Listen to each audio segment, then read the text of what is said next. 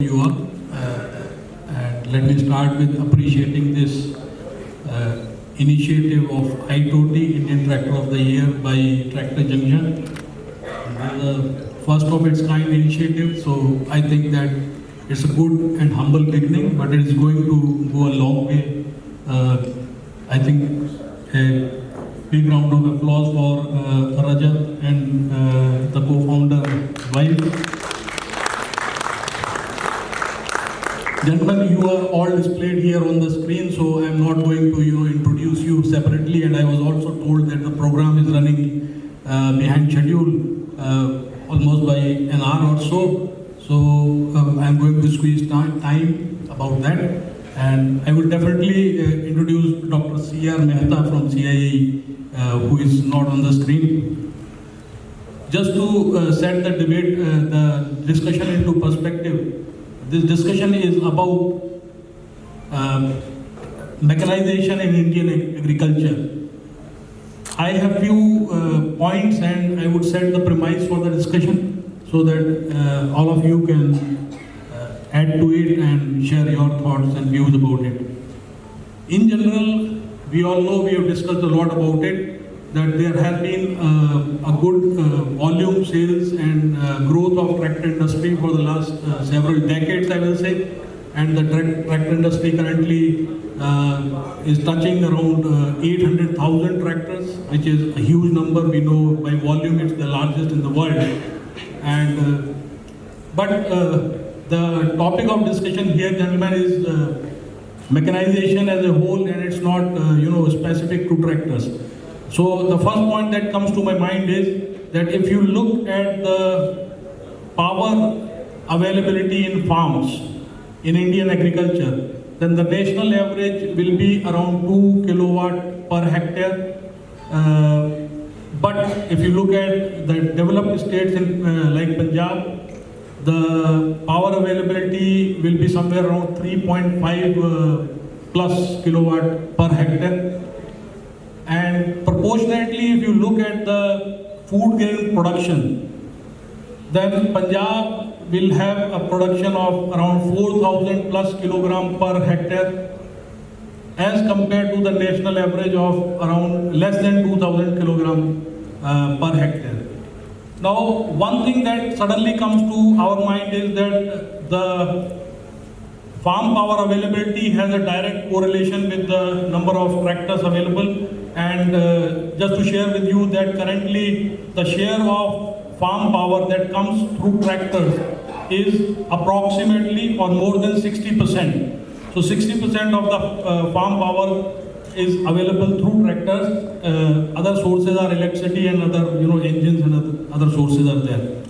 So one thing you suddenly that comes to your mind is a state like Punjab, which is having a good power availability, is directly proportionately converting that power into food grain production or something like that. But the question that I am raising for all of you, I will come to you one by one, is that Punjab as a state, I believe, has been capable of utilizing that power, that tractor power available, through matching implements and the implements that are required, particularly for their specific needs as a state. So if they are using it for wheat, paddy, potato, sugarcane, etc., so they are designing implements, and local manufacturers of Punjab have added a great value and initiative to all this, thereby providing the farmers of Punjab with the options of the attachments and implements that are required for highest productivity of the state. But in general, in India, if you look at the situation, then even if there are tractors available in various states, but for most operations, you see, starting to tractor, the first operation, we all know, is seed bed preparation starting from tillage. But then when it just suddenly comes to sowing and transplanting, then you have a huge gap. There are several crops which are still sowed or transplanted manually. So there is a huge gap in sowing and transplanting. Then it comes to weeding and fertilizer and spraying, there is a huge gap still there. There is a huge manpower that is employed in weeding operations, in spraying operations, in fertilizer operations. So it's more manual and less mechanical. And then the operation of harvesting. In harvesting, if you look at it, then most of the harvesting operation in India, recently it has picked up a little bit, but I still can say that most crops are harvested manually, barring the largest crops of paddy and wheat. And there is a long way to go in mechanization and harvesting. So gentlemen, I now start this discussion if I was to go from my right side, I'll start with Mr. Patil. Mr. Patil, I have said the premise, and what is your take on this as the director of Deutschfar, and how are you going to address this kind of problem for the Indian farmers? Good evening. I would say till now mechanization in India hasn't yet started. I would call it tractorization has started. We are still in the current stage of tractorization. A lot of tractorization has taken place. When I say this, what is mechanization? What I have understood in last 23 years working in tractor industry is not only the implements or quality of the implements, or whether it is a local manufacturer or a outside European manufacturer. What's more important is the speed at which a particular operation should be carried out, primary or secondary, and the depth at which it should be carried out. Somehow, as the years are passing by, I see we have been, indirectly or directly diluting all that. So nowadays it's all about more acres in 1 hour, more land coverage. There are competitions, but I've seen people trying to do plowing, deep plowing in more than 4 kilometers per hour speed, which actually is not mechanized. So you asked me in the capacity of a director of this company what I am going to do. So what I can do or I am trying to do is, wherever possible, instead of doing the rat race, we are trying to educate the farmers. Whichever tractor they want to buy, whichever implement they want to buy, but do the right practices. That is what we are trying to tell people wherever and whenever it is possible. Thank you.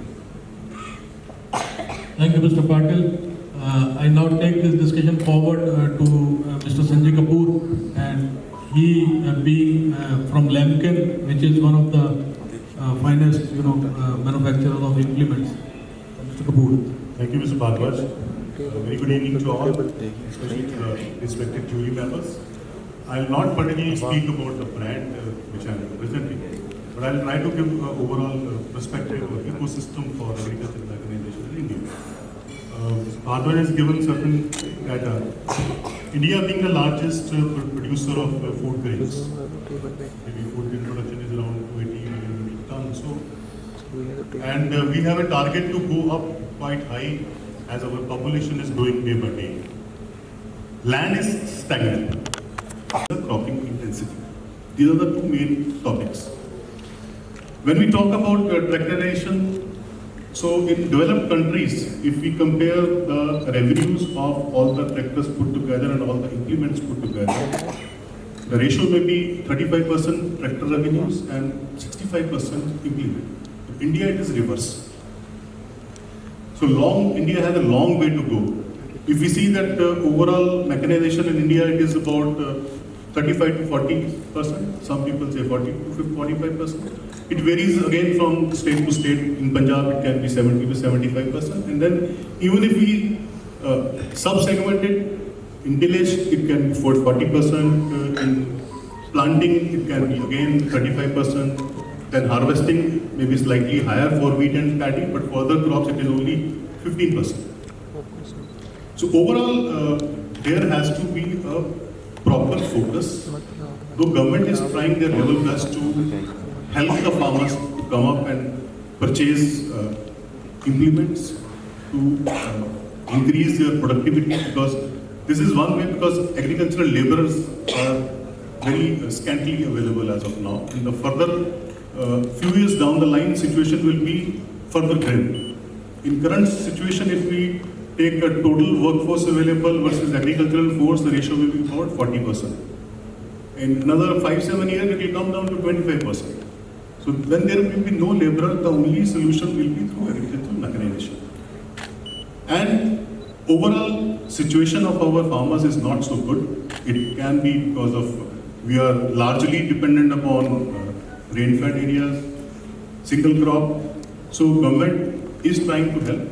To this forum, my submission to the government is that we have different soil types, maybe 46 different soil types in the country, maybe 26 agroclimatic zones. So one implement cannot be standardized to use in different part of the country. Karnataka may need some different kind of equipment, Punjab may need different, and if we go to West Bengal and Odisha, it is different. So single scheme will not help into converting that agricultural mechanization at a faster pace. Then there are certain obstacles in between, whether that real help is reaching to the farmer without much of the effort of the farmer, or it is being diluted at the mid-level. So for that, government is trying to push through direct beneficiary DBT portals, but there are certain states which are very fussy that they will not go to DBT portal. So center has to be much stronger for making such policies where quality implement, which is as per the need of that particular area, be given. It should not be forced by the state government. And central though is trying to fix the quality norms for the implements, but there is a long way to go. So overall, which I see is that, which Ankush also said, that we are in a very infancy stage. Next 5 years, if a proper thrust is given by the government, though central government is running a program on doubling the farmers' income by 2022, and there are 7 different schemes down below to help that. So a proper focus, proper monitoring mechanism will only help for enhancing the speed of agricultural mechanization in India. Thank you, Mr. Kapoor. Just to bring things in more perspective, I would like to add that we know what we are talking about, infrastructure, government, ecosystem, and things like that. My expectation from the group panelists will also be that, because they are representing certain groups, not very specific and information about the organization plans and something, but in general, if they can also speak a little bit as to how their organization is having a vision which is going to help in addressing this problem of farm mechanization in India in general, will be also helpful. So now, before going to Mr. Ranjit Thakur, it takes a second because you have changed your, Mr. Vishal Pant, sorry. As a gentleman, I was thinking that the seats are, people have taken in the sequence. Okay. So Mr. Vishal Pandey from CNH. Before I take it to you, one more point that I want to make here is that there is a general feeling between farmers when I talk to them, and even if you look at some of the countries in Asia, which have complexities of the scale of India, where you have a farmer who is owning a land less than an acre, and you have farmers who own 50 acres and 100 acres and 20 acres and 30 acres also. So such a complexity.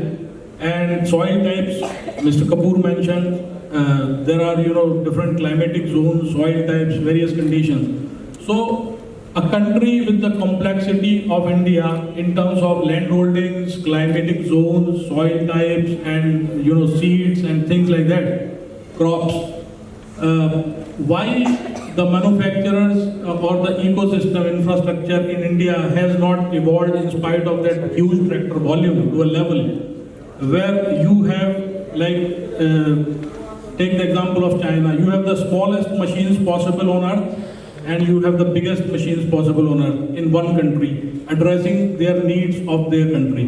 So can we have, such a thing coming in India, vision from manufacturers, big manufacturers who are going to have a bouquet of products, or specialized manufacturers, completing that bouquet of products. So that is also something I would like to hear from you, being from CNH, which is a major player.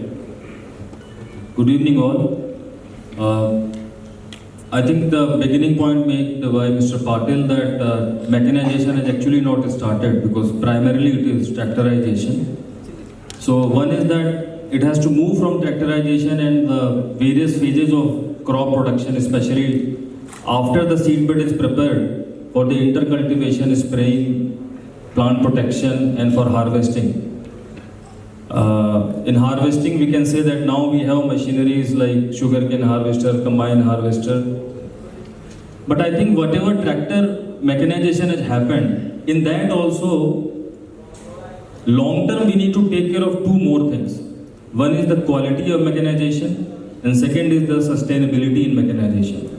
When I say the quality of mechanization, I mean two very important participants in the mechanization. One is operator and second is soil.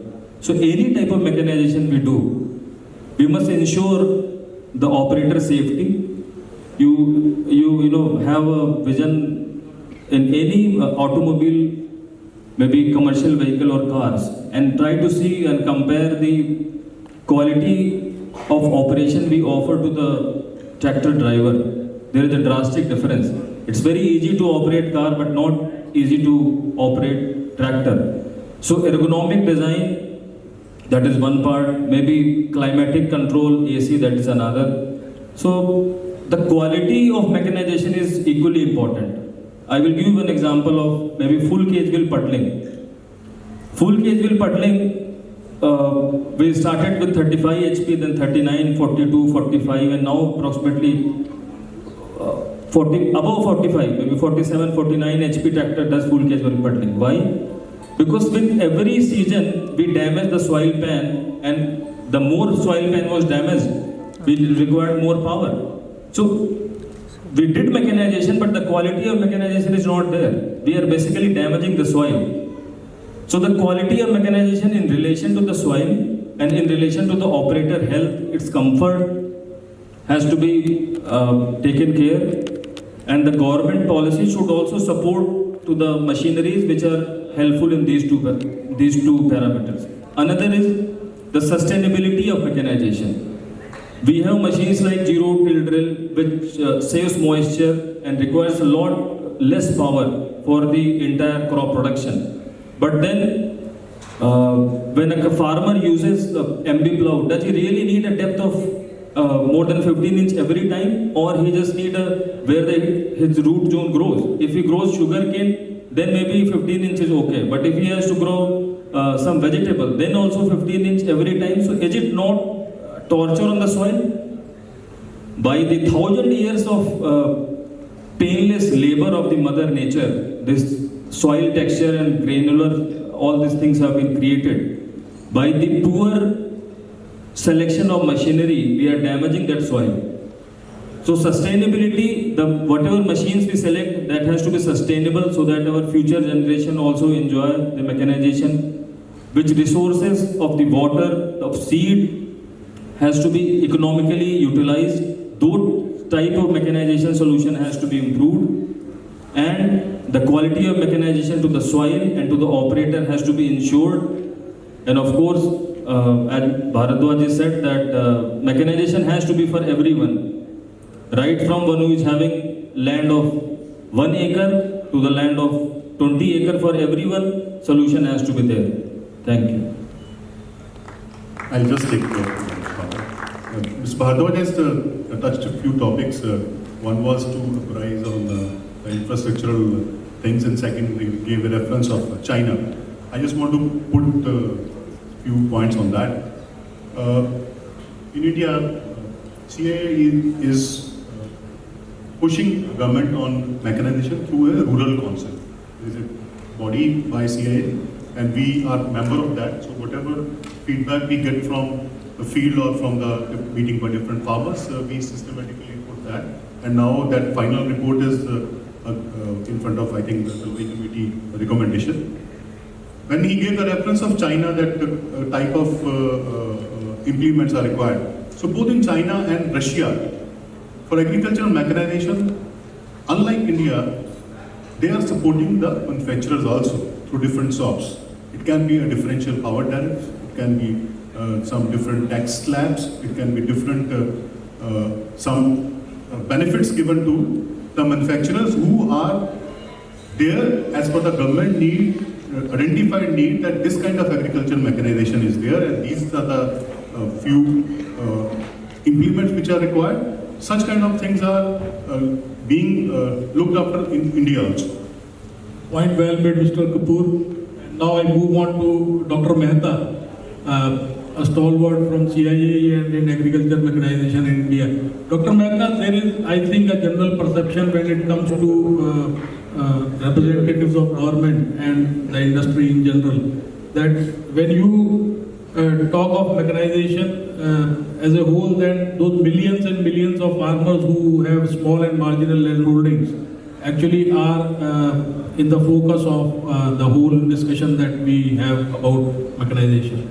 And on the other hand, there is a perception that big corporates or manufacturing companies are more focused on consolidation and bigger machines and things like that. So I would like to know from you, what is your take on mechanization and the state of affairs of mechanization in India? Thank you, Bhardwaj.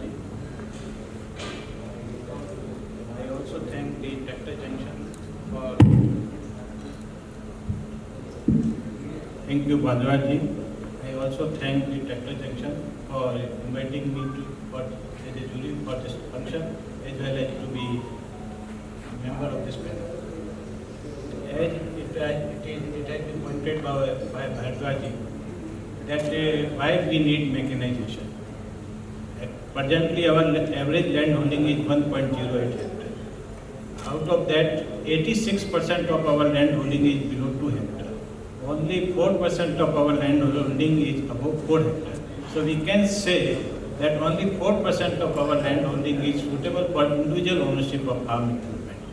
So that highlights the need for going for customizing of farm equipment, because the land holding, average land holding size is very low. In most of the states it is below 1 hectare. Only in the states like Punjab, Haryana, their land holding is, average land holding is above 2 hectare, or even they are having large farms also. So that's why the initial point here is that why there is more farm power availability in Punjab and Haryana and some other states. So that is due to the bigger size of land holding. So those farmers can afford to have bigger tractors as well as going for bigger machinery also. Another, why we need mechanization? Because the labor availability in agriculture is reducing day by day. In 2011, 52% of our agriculture workforce was engaged in agriculture. And by 2020, next year, it is expected to go down to around 39%. And by 2050, it is expected to go down to further 50%, sorry, 25%. And in that also, you can see the trend. The male folk is migrating from rural area to urban area. And in that case, the major farm power availability in the rural area will be the women workers. So that highlights the need for development of women-friendly equipments also. Or we can make gender-neutral equipments which can be operated by male as well as female workers. Another, the mechanization level, if we talk about that, the mechanization level varies from state to state. Presently, overall mechanization level is around 40 to 45% in our country. In some states, it is about 60 to 70%, like Punjab, Haryana, Western Uttar Pradesh. And in some states, it is very low, even 15 to 20%. And it is also not uniform for all crops. For some crops like wheat and paddy, mechanization level is high. For some crops like cotton, mechanization is very low. And or if you talk about the cotton picking, there is virtually no mechanization in our country. So that highlights the need for mechanization of each crop. And in that issue, actually, I am from Central Institute of Agriculture Engineering, and as my colleagues have pointed out, that the soil condition in different regions is also different. In that, at our institute, we have All India Coordinated Research Project on farm implements in the machine. And it is having 25 centers throughout the country. So that addresses the need for development of profession-specific equipment to address the need of the different parts of the country. And in that, the research organization needs the support of the industry, particularly for the equipments which are not popular in the regions, because the industry sees that the equipment which is most popular, they want to manufacture that equipment. If you talk about the sale of rotavator, it is, I think it is 3 lakh rotavator per annum in our country. But for sale of some equipment, like if you talk about the rice transplant, it is very low. But still, there is need for mechanization of some major crops in our country.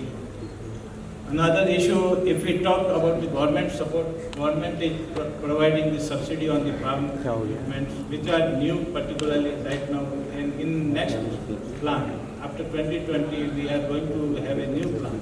And in that, we are planning to give some incentive to industry also in the form of subsidy on their manufacturing unit. So that is in the plan of the government, and that may be implemented in next plan. So I may not talk about each mechanization for each crops and individual what is the budget status, but there is need for mechanization because the labor availability in agriculture is reducing by day by day, and that highlights the need for coming together of industry as well as academia and research organization together, so we can make a good progress in the area of mechanization of Indian agriculture. Thank you, Dr. Mehta. Good insight, deep insight into the whole perspective in general. Then I move on to Ranjit Thakur from Smarts. Ranjit, if you can share your take on this situation. Good evening, ladies and gentlemen. First of all, very thanks to Tractor Johnson and everyone sitting here, especially jury members who has given me this opportunity to be part of this panelist. So most of the things, whatever Ashish has tossed, has been covered by my colleagues and friends here. So let me try to take it further. I would like to start from some benchmarking, like if US, if Canada is having the mechanization level of somewhere around 95%. France is having mechanization of 99%, China is having mechanization of 60%, then why India should be at close to 40%? We must be in the league of somewhere around 70-80%. I'm not saying in 20-25 years. It should happen in next 5 to 7 years. I know this is a big statement, it's an audacious target, but it should be like that only because we are selling close to 800,000 tractors. Last year industry was very close to 800,000. This year again we are anticipating somewhere in between 800 to 850,000.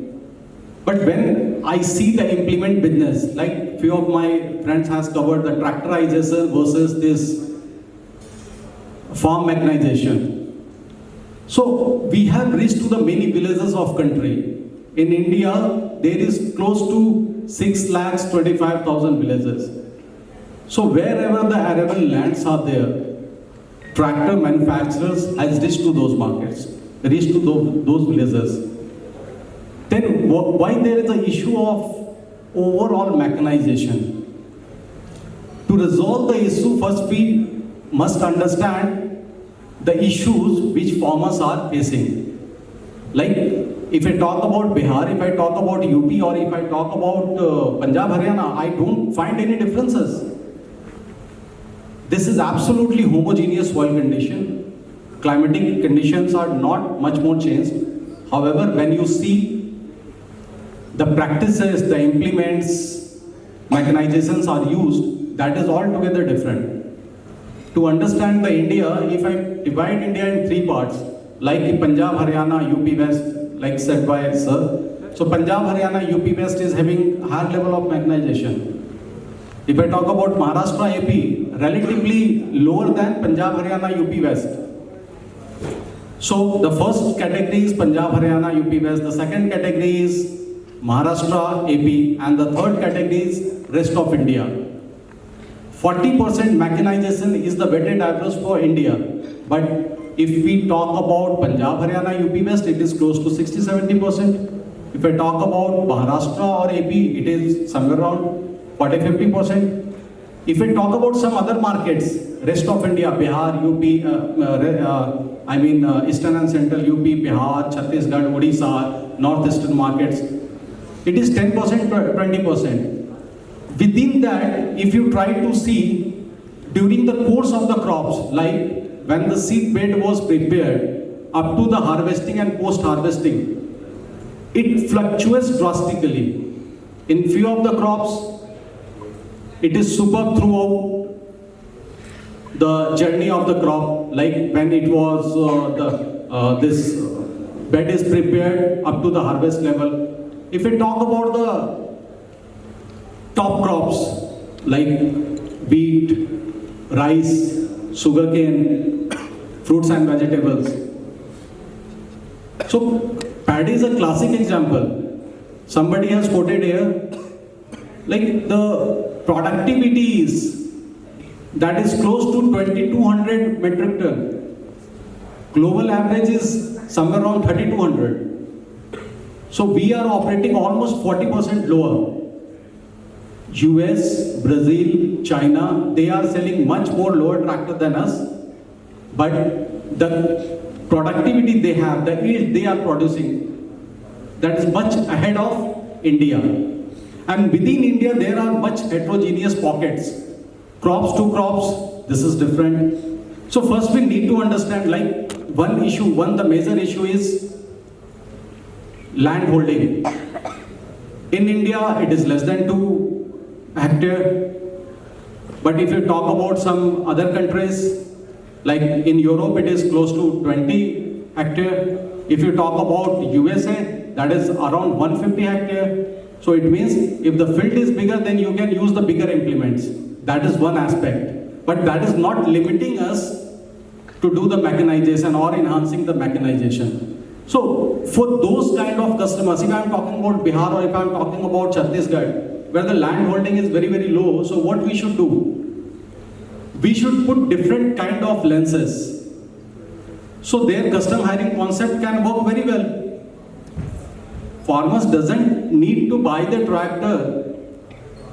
If the land holding, if the product, if he is going to buy a product and that is not viable for him, so then why he should buy a tractor? He should go for the solution through the custom hiring. If you are talking about in some of the rice, I give one example of rice. While doing the seed bed preparation, mechanization level is very good, 70-80% or close to 90% in few of the districts.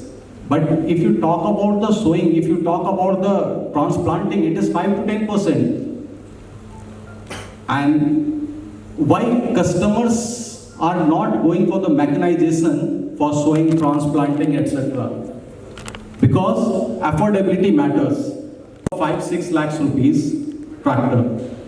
But when we ask them to buy several equipment, several implements that cost from 50,000 rupees to somewhere around 5-6 lakhs rupees. So customer can't buy, especially the farmers of India, they can't afford it. So first of all, government must look from the affordability perspective also. It's not necessary if any manufacturer is selling any harvester or transplanter for X rupees, so customer has to buy at X rupees. There should be some subsidy.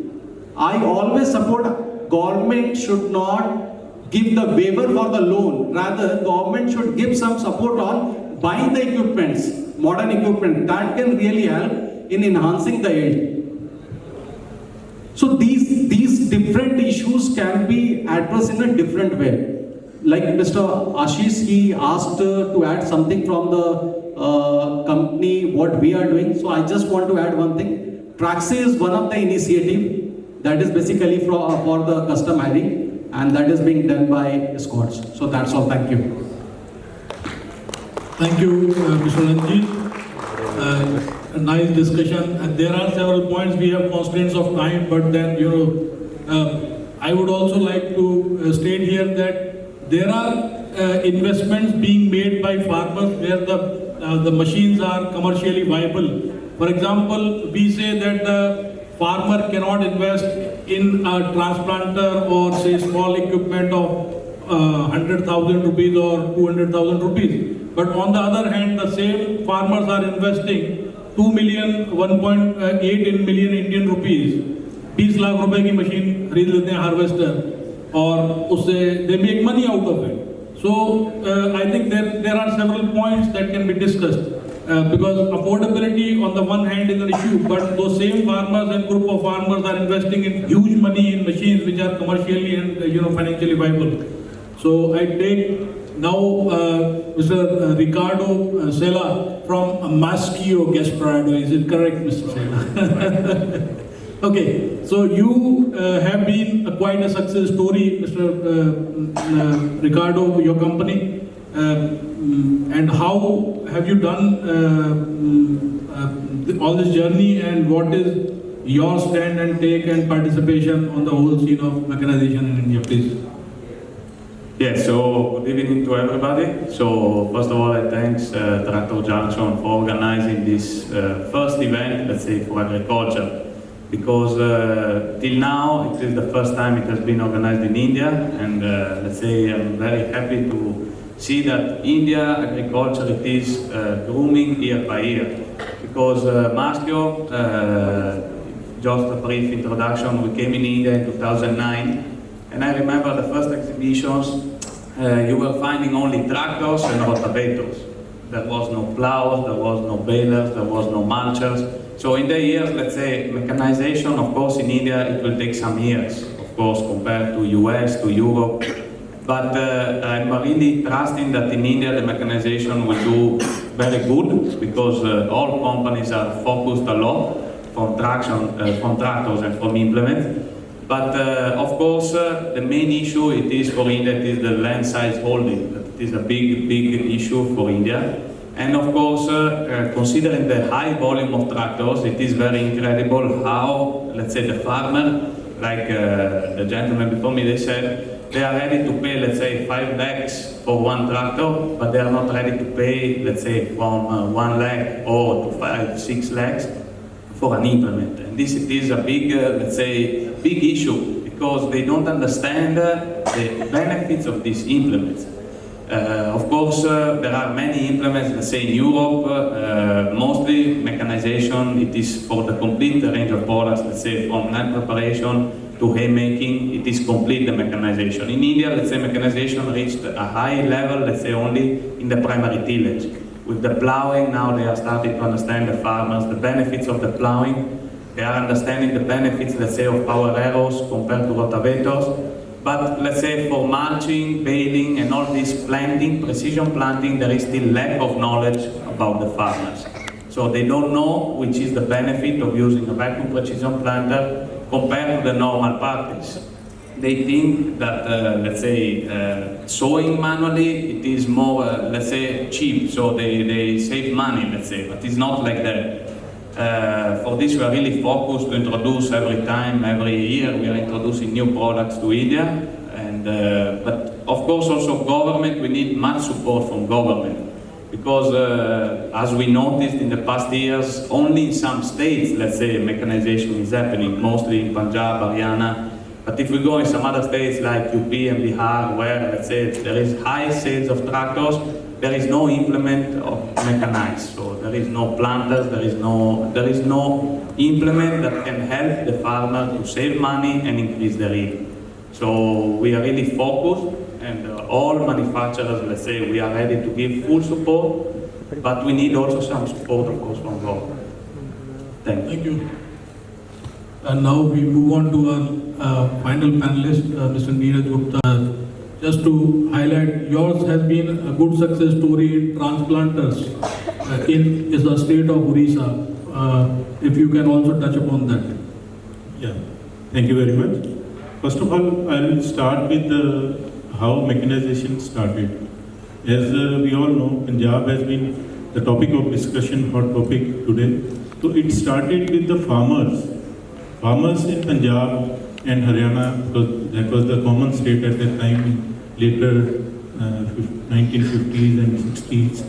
So these farmers bought up some of the imported machines and converted into indigenous, and they started mechanization. In other countries, in foreign countries, we have known that all the mechanization that has been done with the help of all the other departments, which I mean to say agronomists, soil experts, and then agriculture engineers, of course, and all these, they work all together to make mechanization, to introduce mechanization for the farmers. So these mechanization solutions, if we are able to develop in India, that will be very beneficial to our farmers, because economic of scales, that is very important, because farmers have very fragmented lands, as all the panelists have also covered. So now coming to the point that our machinery, we are, since our inception of our factory in 1967, we are focused on small farmers. So because as all of us know that Indian agriculture is based upon the small farmers, because landholding is very less. So we do our business from small farmers. All our machineries like power tillers and transplanters, they are into that segment only. This transplanter is coming up very aggressively in some of the states which were backward earlier, like Odisha and some of the northeastern states. But this could not be without the help of government, because government have introduced some of the schemes which help those farmers to increase those mechanization and increase the base of these machineries. So without the help of government, we can't do and we can't proceed. And the one factor which I said, with the help of all the combination of all the experts like scientists and agronomists, soil experts, agriculture engineers, irrigation and meteorologists, without these we can't increase mechanization in India. Thank you, Mr. Neeraj. Thank you, gentlemen. Just to sum it up, finally, there are a lot of expectations from the government, and Dr. Mehta is there. You heard our panelists speaking about support required in various fields. And one very positive thing that comes out is that there are success stories in bits and pieces. When you say the state like Punjab is highly mechanized, it has zero mechanization in paddy transplanting.